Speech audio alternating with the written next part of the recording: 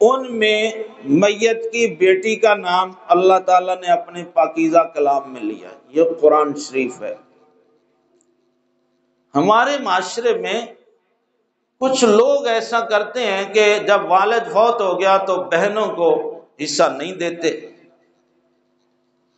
کہ جی ابا نے تجھے جہیز میں اتنا دے دیا تھا لہذا اب تیرا نہیں بنتا، تیرا خاوند اچھا خاصا کما لیتا ہے، تیرے بچے جوان ہو گئے ہیں وہ کماتے ہیں لہذا تیرا کوئی نہیں بنتا۔ تو میں نے سورۃ النساء کی آیت نمبر 11 آپ کے سامنے پڑھی ہے۔ اللہ تعالیٰ فرماتا ہے تمہیں نہیں پتا، میں تمہارا خالق ہوں، مجھے صحیح پتا ہے کہ کس کو کتنا دینا ہے۔ میرا حکم ہے کہ باپ کے فوت ہونے کے بعد بھائیوں کے ساتھ بہنوں کو بھی حصہ دیا جائے گا، یہ اللہ کا حکم ہے۔ آپ سارے حضرات صاحب شعور بیٹھے ہیں، میں آپ سے سنجیدہ زبان میں پوچھتا ہوں کہ جو بھائی اپنی بہن کو یہ کہتا ہے کہ بھائی تیرا خاوند اچھا کما لیتا ہے، تیرے بچے جوان ہیں، میں اپنے اس بھائی سے پوچھتا ہوں کیا تو معذور ہے؟ تیرے سارے بچے معذور ہیں، تم کمانے کے قابل نہیں ہو کہ تم اپنی بہن کا حصہ لے رہے ہو۔ بہن کو کہتے ہو کہ تیرا خاوند کماتا ہے، تیرے بچے کماتے ہیں، تو صاحب آپ کوئی نہیں کماتے، آپ کے بچے کوئی نہیں کام کرتے، کیا آپ اس قابل نہیں ہیں کہ روزی کما سکیں؟ ایک دوسرا میں یہ پوچھتا ہوں کہ بہن کو کہتے ہو کہ بھائی شادی کے موقع پر ابا نے تجھے اتنا لاکھ جہیز دے دیا تھا، وہ یکدم تمہیں جہیز نظر آ گیا، تو محترم بڑے ادب سے میں پوچھتا ہوں آپ کے کتنے بچے ہیں جن کا خرچہ ہی دادا ابو کی جیب سے چلتا ہے؟ وہ کبھی آپ نے گنے ہیں؟ آپ کی شادی پر جو خرچہ ہوا تھا وہ کس نے کیا تھا؟ اب آپ کے بچے ہیں 7-8، وہ ہمہ وقت دادا ابو کی جیب میں لگے ہوئے ہیں، دیمک کی طرح چاٹ رہے ہیں، آپ کو وہ بہن کا جہیز تو نظر آیا لیکن اپنے 7 بچوں کا ہاتھ دادا ابو کی جیب میں جاتا ہوا نظر نہیں آیا۔ سوچنے کی بات ہے میرے دوستو، یہی ہمارا المیہ ہے معاشرے کا۔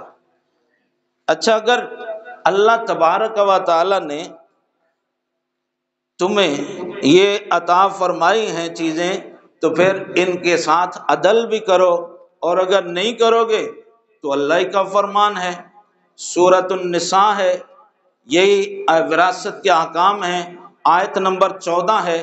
رب ذوالجلال ارشاد فرماتا ہے من یعص اللہ ورسولہ ویتعد حدودہ یدخلہ نارا خالدا فیہا وَلَهُ عَذَابٌ مُہین۔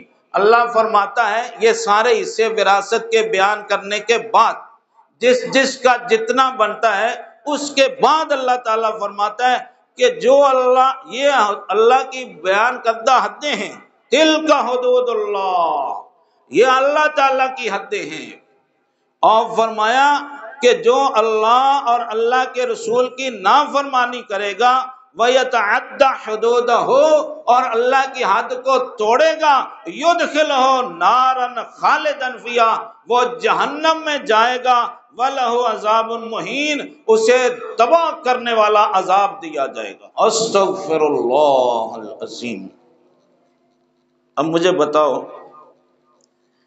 کہ کوئی اپنی بہن کا حصہ رکھ کے پیسوں کی صورت میں ہو، مکان کی صورت میں ہو، دکان کی صورت میں ہو، فیکٹری کی صورت میں ہو، دیہات میں زرعی رقبہ کی صورت میں ہو، باغ بغیچے کی صورت میں ہو، وہ ماں کا زیور ہو تو سونے کی صورت میں ہو، چونکہ ماں کی طرف سے بھی وراثت ملتی ہے، جب ماں فوت ہوتی ہے تو جو اس کے قبضے میں ہو وہ بھی بچوں کے لیے ہوتا ہے۔ تو بتائیے کہ آپ نے اپنے بچوں کے لیے اپنے لیے جہنم خرید لی۔ اگر کوئی بندہ اپنی بہن کا حصہ اسے دبا کے کھا جاتا ہے تو کس لیے؟ اس کو بھی پتا ہے کہ میں نے بھی مرنا ہے، یہیں چھوڑ جانا ہے، کس لیے کر رہے ہو صاحب؟ بچوں کے لیے۔ تو بچے تمہارے بچ جائیں گے، اور تم حرام کرنے کی وجہ سے جہنم میں چلے جاؤ گے، تو فائدہ کیا ہوگا؟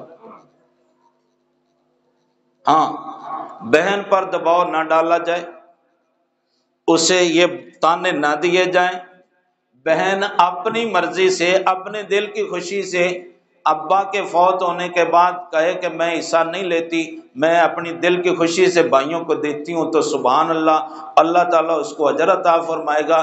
لیکن بہن ترس رہی ہے ٹکے ٹکے کو، اور بھائی صاحب کہہ رہے ہیں کہ تیرا اب کوئی حصہ نہیں ہے، تو بھائی صاحب پھر جہنم میں جانے کی تیاری کر لیں۔ یہ اقبال سعیدی کا فتویٰ نہیں ہے، یہ سورۃ النساء کی آیت نمبر 14 میں خالق کائنات کا فرمان ہے۔